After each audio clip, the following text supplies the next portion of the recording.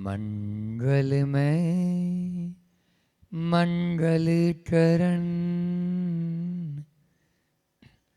वीतराग विज्ञान। नमो ताई जाते भई अरहंता दीमन। जो विद्यादि सागर सुधी,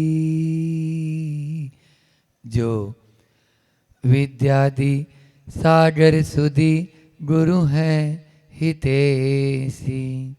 शुद्धात्म में निरत नित्य हितोपदेशी।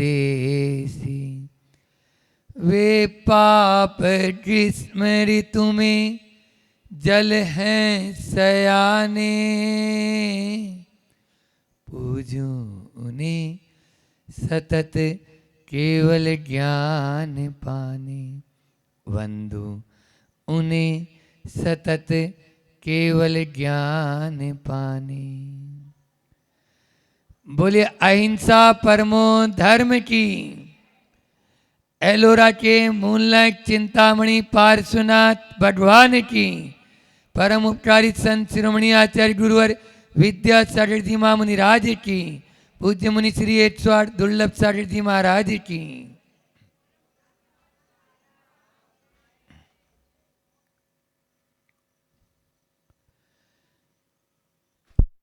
नहीं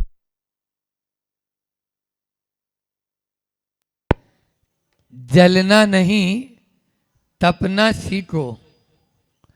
जलने वाला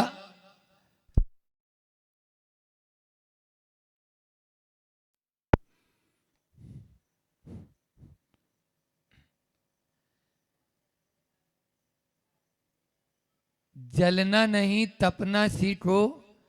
जलने वाला राख और तपने वाला परमात्मा बन जाता है। परमात्मा बनना है तो हमें तपना होगा, जलना नहीं।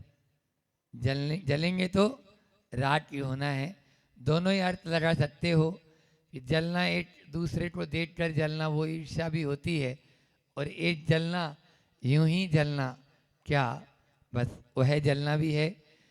जैसे तीर्थंकर के अनेक 1008 नाम सार्थक नाम होते हैं। भगवान तेरे कितने नाम।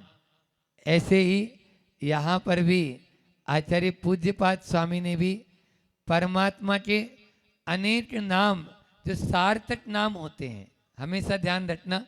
सुमतिनाथ तो सार्थक नाम है, शांतिनाथ सार्थक नाम है। ऐसे ही परमात्मा के भी यहाँ सार्थक नाम बताए। वो तो छोड़ो, तीर्थंकर को अपन ने नहीं देखा, लेकिन वर्तमान में दादा गुरु आचार्य ज्ञान सागर जी महाराज, उनका नाम ज्ञान सागर, और थे भी वो ज्ञान के ही सागर। विद्या सागर गुरुदेव का नाम, तो वो हैं भी वही विद्या के सागर।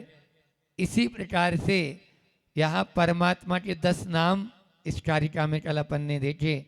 निर्मल, केवल, शुद्ध, विविक्त, प्रभु, अव्यय और परमेष्टि, परात्म, ईश्वर और जिन। ये सार्थक नाम आचार्य पूज्यपाद स्वामी ने परमात्मा के बताए। इन नामों के आधार पर भी हम उस परमात्मा की पहचान करके अपने स्वरूप को जान सकते हैं। ये जो सामने दर्पण होता है, वो दर्पण में क्यों होता है? दर्पण में देखकर हम अपने आप को जो कर्म रूपी मैल या धूल या जो हमारे अंदर में जो विकृतियां, कल हमने बताया था, दोष, दुर्बलता, दुर्गुण, उनको दूर कर सकते हैं। लेकिन विडंबना है आज के इस इंसान की कि इंसान भूल पर भूल करता जा रहा है। इंसान भूल पर भूल करता जा रहा है। चेहरे पर धूल है और आईना साफ करता जा रहा है। धूल चेहरे पर है और आईना साफ करता जा रहा है। ऐसी स्थिति हो रही है, हम आईने को साफ करने में लगे, वो तो साफ ही है। अरे परमात्मा को कोई मतलब नहीं। न पूजियास्त तैवी तेरागे, न निंदिया नाथ विवांत वेरे, तथापि ते पुण्य गुण स्मृतिर्न पूज्यम जिनम त्वार्थे तो जिनस्य। उनको कोई मतलब नहीं, हम उनकी निंदा करें तो और उनकी गुणानुवाद करें तो। जैसे आईने को कोई आपसे प्रयोजन नहीं है, आईना केवल आपको आपकी धूल कहाँ जमी है, आपके चेहरे पर कहाँ कालुस्ता है, आपने बटन सही सही लगाए नहीं लगाए, चश्मा अच्छे से पहना नहीं पहना, ये सब कौन बता रहा है? ये आईना बता रहा है। बस उस आईने को हम देखकर भी यदि ठीक नहीं कर पा रहे तो अभी बहिरात्मा ही बने हैं, अभी बहिरात्मा ही बने हैं। आज से कुछ कारिकाओं में आचार्य पूज्यपाद स्वामी उसी धूल को आपको बताना चाह रहे हैं, उस धूल की ओर इशारा करना चाह रहे हैं। कहाँ हमारे ऊपर धूल जमी है, उस धूल को हम हटाएं, क्योंकि इससे दो लाभ है। बहिरात्मा के जो लक्षण बता रहे हैं इन कारिकाओं में, उससे यदि हमारे में वह भूल है तो उस धूल को साफ करें, और कोई ऐसी धूल वाला है तो उससे बच के रहें। Keep distance. हर गाड़ी के ऊपर लिखा हुआ रहता है दूरी बना के रखें, है ना? पहले मैंने बताया था फिर मिलेंगे, वो वाला। अब हर गाड़ी के पीछे ये भी लिखा हुआ रहता है कीप डिस्टेंस, दूरी बना कर रखें। बस जो इस प्रकार की प्रवृत्ति वाला है उससे हम दूरी बना के रखें तो हमारे ऊपर वो रंग चढ़ने से बच जाएगा। यदि आप उसके साथ में संगति या सोबत करेंगे तो आपके ऊपर भी आज नहीं कल वो रंग चढ़ते देर नहीं लगेगी, इसलिए उससे बचना चाहिए। तो यहाँ पर आचार्य पूज्यपाद स्वामी ने बहिरात्मा का लक्षण बताते हुए उनके पाद मूल में अपन बैठकर पूछते हैं कि वो बहिरात्मा कैसे होता है। वो इंद्रियों का जो दास है, इंद्रियों को दास बनाओ या इंद्रियों के स्वामी बनो, इंद्रियों के दास मत बनो। अभी तो इंद्रियों के दास हैं। क्या कह रहे हैं खुद पूज्यपाद स्वामी इस 8 नंबर की कारिका में यहाँ बता रहे हैं। बहिरात्मेन्द्रिय द्वारे रात्म ज्ञान परान्मुखे, स्फुरितः स्वात्मनो देह मात्मत्वेनाद्य वश्यति। अध्यवस्यति यानी वह जानता है। कौन जानता है? बहिरात्मा। पहला शब्द बहिरात्मा जानता है। क्या जानता है? वह जानता है इंद्रिय द्वारे आत्मज्ञान परान्मुख है। इंद्रिय रूपी द्वारों से बाहर जो स्फुर्यमान होते, स्फुरित है आत्म द्वारे, उन इंद्रियों के द्वारों से जो बाहर स्फुर्यमान हो रहा है, ऐसा आत्मज्ञान से विमुख वह रहता है। इंद्रियों की खिड़की एक ही है। क्या बोला? एक खिड़की है, भीतर से बाहर भी झांक सकते हो और बाहर से भीतर भी झांक सकते हो। आपको उस खिड़की का क्या उपयोग करना है आप पर निर्भर है। आप भीतर से बाहर की ओर जा रहे हैं या बाहर से भीतर की ओर आ रहे हैं। हमें ये पांचों इंद्रियां मिली है, इन इंद्रियों का क्या उपयोग कर रहे हैं। आँख मिली है, उस आँख से आप रूप, चलचित्र, मोबाइल, टेलीविज़न, सिनेमा ये भी देख सकते हैं। और आप इन्हीं आँखों से जिनेंद्र भगवान के दर्शन भी कर सकते हैं, गुरुओं के दर्शन भी कर सकते हैं। आँख आपके पास में है, उसका उपयोग क्या किया आपके ऊपर। परांगमुख है या स्वमुख है, अंदर की ओर मुख है या बाहर की ओर मुख है, आपके ऊपर निर्भर है। यहाँ आचार्य भगवंत यही कह रहे हैं कि बहिरात्मा इंद्रिय रूपी द्वारों के से बाहर जो स्फुर्यमान रहता हुआ आत्मज्ञान से विमुख रहता है और अपनी देह को ही वह आत्मज्ञान आत्मरूप जान लेता है। स्व आत्मने देह देह आत्म अध्यवसति, देह को ही आत्मा एव अध्यवसति, आत्मा ही उनको उसको मान लेता है, ऐसा वह जान रहा है। इंद्र का मतलब होता है आत्मा, इंद्र का मतलब आत्मा, और उस आत्मा को पहचानने के लिए जो चिन्ह है, जो लिंग है, उसको बोलते हैं इंद्रिय। आत्मा को पहचानने के लिए जो चिन्ह है, लिंग है, उसको इंद्रिय। हमने क्या किया, उस आत्मा को तो भूल गए और उसके द्वारा दूसरा ही उपयोग करने लग गए, इधर उधर की बातों में लग गए, तो कभी तीन काल में अपना कल्याण हो नहीं सकता है। यहाँ पर भी जीव का लक्षण उपयोगो लक्षणम बताया, उपयोग ही उसका लक्षण है, लेकिन उसका उपयोग क्या करना है, ये सबसे महत्वपूर्ण है। उपयोग तो होना है, लेकिन उसका शुभ उपयोग भी हो सकता है और उसका अशुभ उपयोग भी हो सकता है। उसको आप दुरुपयोग भी कर सकते हैं, आप पर निर्भर है, हो रहा है। इसलिए आपको अभी मैंने बताया, आंख कैसे कर्ण से, पांचों इंद्रियों में लगाओ, कर्ण से क्या सुन रहे हैं, क्या सुनना चाहिए, बोलो। गीत गाने आदि सुन रहे हैं, गजल सुन रहे हैं, या भगवान के प्रभु का कीर्तन सुन रहे हैं, गा रहे हैं, पूजन सुन रहे हैं, ये, या स्वाध्याय सुन रहे हैं, बोलो, प्रवचन सुन रहे हैं, देख लो।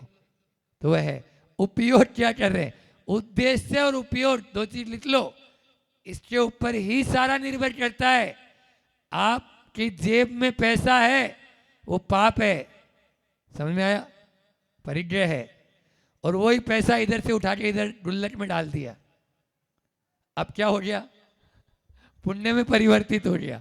पैसा वही है, आपकी जेब में था, भोजन बना रहे हैं एलोरा वाले, अब शुद्ध भोजन का नियम कर लिए, भोजन वही कर रहे हैं, नहीं अच्छा लगा, एलोरा में शुरुआत हो रही है, धीरे धीरे धीरे धीरे खरबूजे को देखकर खरबूजा रंग बदलता है, हाँ समझ में आया। तो इसलिए एक एक दो दो को देखेंगे, और हमारा तो आप जानते ही हैं, हमें कछु फर्क नहीं है। हमारी बहन भी बोल रही थी आज, दीदी भी, कि हमारी आंखों में पानी आ गया, महाराज आप इतना देर तक गाँव में, मतलब कुछ नहीं, आधा घंटा तो देना ही पड़ेगा ने। अब जो हमने क्या बोलते हैं, उसको सीधी सीधी भाषा में नहीं बोलेंगे, लेकिन द्वारापेक्षण तो देखो सबको देना जरूरी है। द्वार पे यदि वो लगाया नहीं है तो भी उसके द्वार पे झांकने के लिए हमको कहा है, द्वार के अंदर घुसने के लिए नहीं। हाँ, कई बार होता है कि बच्चों को खिला रहा है या कुछ कर रहा है, तो भैया आते आते टाइम तो लगेगा, तो इसलिए उसके द्वार पे, और एक बार नहीं, हम तो दो दो बार भी चले जाते हैं, तो इसलिए कोई दिक्कत नहीं है। लेकिन एलोरा वालों को सचेत हो जाना है, ऐसा नहीं कि गाड़ी छूट ही जाए हाथ से ही, फिर कुछ हाथ में भी नहीं रहेगा। तो इसलिए आप लोगों को यह जो पेपर दिया गया है, उस पेपर में हम लोग भी सहभागी आपके बन रहे हैं, ऐसी बात नहीं, लेकिन उसके माध्यम से आपको पूरे नंबर लाना है, धीरे धीरे धीरे सही, लेकिन आपको शुद्ध अपना भोजन स्वयं को करना है। तो आपने अपनी शक्ति देखो, हम तो हमेशा बोलते हैं वही स्नानघर है, उसी स्नानघर में नहा रहे हो, वही 2 बाल्टी या 1 बाल्टी पानी आप अपने शरीर पर डाल रहे हो। आपने ये सोच लिया मैं जल्दी से शुद्धि करके प्रभु के दर्शन के लिए जाऊंगी या जाऊंगा, प्रभु का अभिषेक करूंगा, उसी नाली में पानी जा रहा है, उसी बाथरूम में आप नहाए हैं, बोलो उद्देश्य परिवर्तित होते ही आपका वह क्या हो गया, पुण्य में परिवर्तित हो गया। वही चटला बेलन है, वही आपका सब कुछ है, लेकिन आपने उद्देश्य कर लिया कि नहीं, हम अतिथि संविभाग करके ही अपने गले से नीचे कोर उतारेंगे। न जाने आज ये भी एक विडंबना है कि इसको लोगों ने एक अपना व्यवस्था बना ली।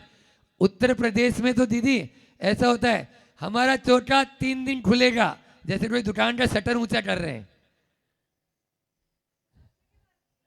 शटर ऊंचा थोड़ी कर रहे हैं। 3 दिन खुलेगा 2 दिन खुलेगा, ये क्या है? ये नहीं, शुद्ध भोजन करें, उसमें साधु को भी दोष नहीं और श्रावक को तो लूटते रहो, जितना लूट सको। एलोरा वालों, लूटने के लिए लुटाने आए हैं, आप लूट सकते हो, ये आपके ऊपर निर्भर है कि कितना लूट सकते हो। हम तो देने के लिए हर तरह से आपको लुटाने के लिए तैयार बैठे हुए हैं। बस आप लोग भी उस साधना में सहभागी बन जाएंगे तो आपको भी खूब आनंद आएगा। अपने साधन, अपने संसाधन, अपनी शक्ति, अपने संबंध, अपनी सत्ता, अपना समय, इन सब का हम क्या उपयोग कर रहे हैं? उपयोगो लक्षणम।